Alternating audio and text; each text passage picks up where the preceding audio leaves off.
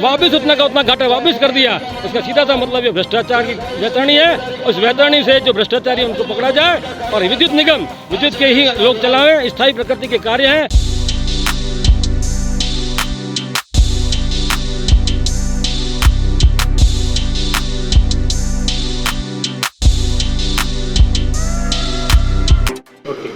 मेरा नाम हीना रानी सोनी है।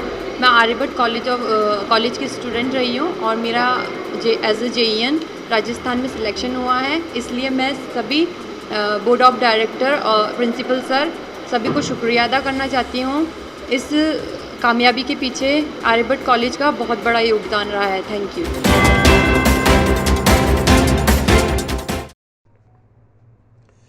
अजमेर विद्युत वितरण निगम श्रमिक संघ ने पंचशील स्थित अजमेर विद्युत वितरण निगम मुख्यालय पर दिया धरना। श्रमिक विरोधी नीतियों, निजीकरण और ठेकाकरण के विरोध में प्रबंध निदेशक को मुख्यमंत्री के नाम सौंपा ज्ञापन। बिजली कंपनियों के निजीकरण, कर्मचारी होने के बावजूद अधिकतर कार्यों को ठेके पर देने तथा द्वेषतापूर्ण कर्मचारियों के ट्रांसफर के विरोध में अजमेर विद्युत वितरण निगम श्रमिक संघ ने बुधवार को पंचशील स्थित अजमेर विद्युत वितरण निगम मुख्यालय पर विरोध प्रदर्शन करते हुए धरना दिया। इसके बाद प्रदेश के मुख्यमंत्री अशोक गहलोत के नाम निगम के प्रबंध निदेशक को ज्ञापन सौंपा गया। मुख्यमंत्री के नाम निदेशक को सौंपे गए ज्ञापन के बारे में जानकारी देते हुए अजमेर विद्युत वितरण निगम श्रमिक संघ के संयुक्त महामंत्री विनीत कुमार जैन ने बताया कि विद्युत क्षेत्र के 5 निगमों में अलग अलग नामों से निजीकरण किया जा रहा है और अलग अलग कंपनियों को निजी हाथों में सौंपा जा रहा है, जो ठीक नहीं है। वहीं सरकार द्वारा भारतीय मजदूर संघ से संबंधित बिजली के 5 डिस्कॉम के पदाधिकारियों को वृत्त स्तर पर राजनीतिक द्वेषतावश स्थानांतरित किया जा रहा है, जिसे तत्काल प्रभाव से रोका जाना चाहिए, क्योंकि भारतीय मजदूर संघ एक गैर राजनीतिक संगठन है। उसका किसी भी पार्टी से किसी तरह का कोई सरोकार नहीं। लेकिन सरकार के निर्देशानुसार भारतीय मजदूर संघ के पदाधिकारियों को स्थानांतरित कर जबरन निशाना बनाया जा रहा है। धर्मू पारवानी ने बताया कि महासंघ द्वारा अप्रैल 2019 में 28 सूत्रीय मांग पत्र दिया गया था। उस पर प्रशासन द्वारा किसी भी प्रकार की कोई वार्ता अभी तक नहीं की गई है। इसलिए जल्द से जल्द वार्ता के लिए बुलाकर मांग पत्र पर विचार किया जाए, जिससे कि श्रमिकों की ज्वलंत समस्याओं का निराकरण हो सके।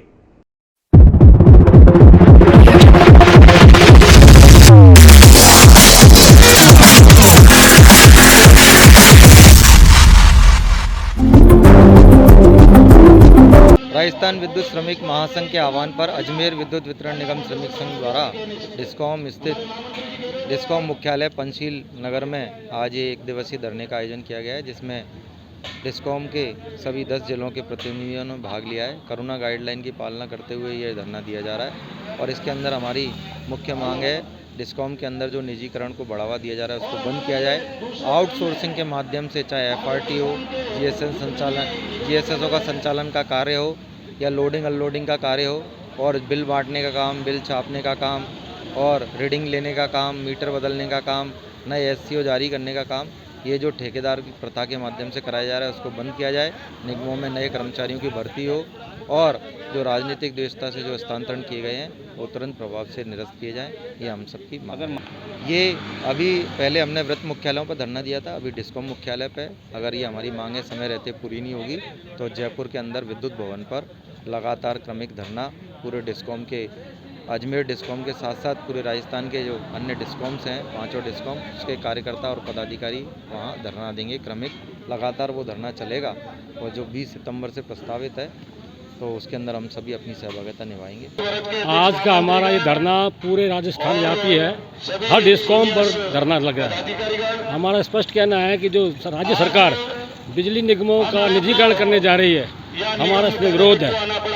जब ये आज 1957 से लेकर के राजस्थान राज्य विद्युत मंडल से हमने सेवाएं देते हुए पूरे प्रदेश में विद्युतीकरण का जाल बिछाया और लगातार सही सेवाएं देते रहने के बावजूद भी इन्होंने ये रिश्वतखोरी के कारण से, इन भ्रष्टाचार के कारण से ये लोग निजीकरण करते जा रहे हैं और सारे कामों को ये निजीकरण दे रहे हैं।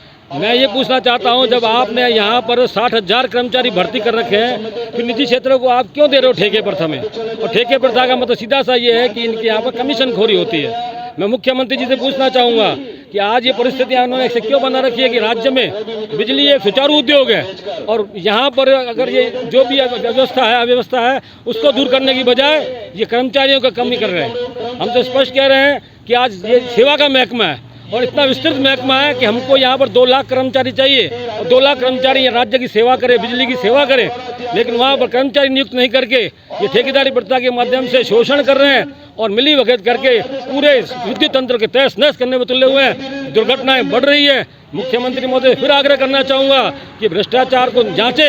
बिजली निगम में कितना भ्रष्टाचार फैला हुआ है। पहले भी यहाँ पर केंद्र ने 60,000 करोड़ रुपए भुगते थे और वापस उतना का उतना घाटा वापस कर दिया। इसका सीधा सा मतलब ये भ्रष्टाचार की वैतरणी है। उस वैतरणी से जो भ्रष्टाचारी उनको पकड़ा जाए और विद्युत निगम विद्युत के ही लोग चलावें। स्थायी प्रकृति के कार्य हैं। सुप्रीम कोर्ट का भी आदेश है कि स्थायी प्रकृति कार्य जो कार्य है वो स्थायी प्रतिनिधि चलावें, स्थायी कर्मचारी चलावें।